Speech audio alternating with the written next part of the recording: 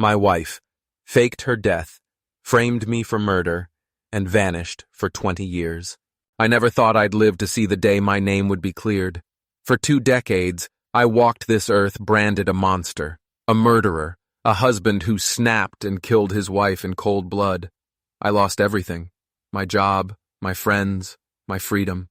I spent 5 years behind bars and the rest on parole, haunted by a crime I didn't commit. But karma, as they say, never misses its mark. And after all these years, the truth has clawed its way to the surface. It all started 20 years ago. My wife, Alyssa, vanished without a trace. We had a rough patch in our marriage, sure, like any couple. But murder? I couldn't even wrap my head around the accusation when the police showed up at my door. Her family claimed she left the house after a fight with me and never came back. A few days later, they produced a blood-stained scarf and accused me of hiding the body.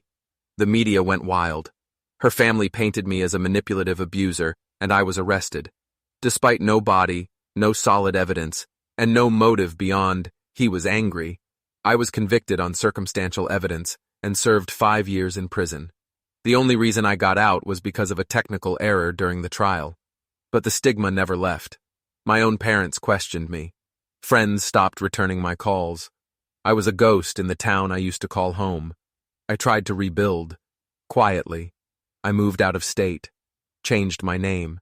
I worked construction jobs, stayed off social media, kept to myself. But deep down, I never stopped wondering what really happened to Alyssa.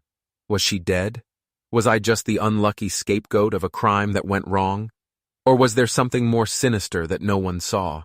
Then, 2 months ago, everything changed.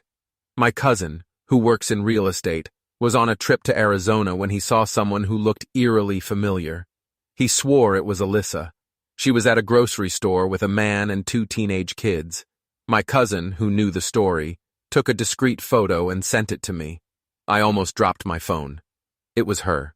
Older, a little heavier, with dyed hair, but unmistakably Alyssa. We contacted a private investigator who followed her for a few weeks. Turns out she was living under a new name, married to a man who used to be her high school boyfriend. Her kids? They weren't adopted. They were hers, born just a few years after she disappeared. She had been alive the whole time, living comfortably while I rotted in prison. With the help of my lawyer, we went to the authorities. They reopened the case and discovered a trail of deception that made everyone sick.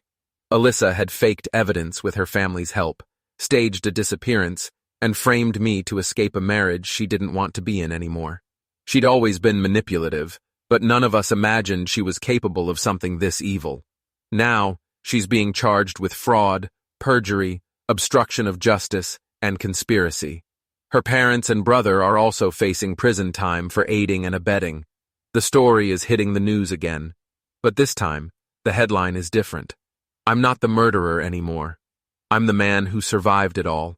People ask me if I'm angry. Honestly, I don't even know how to describe what I feel. It's like I've lived in a nightmare for so long that reality feels surreal. I lost 20 years of my life, but I also gained something: the truth. And finally, justice.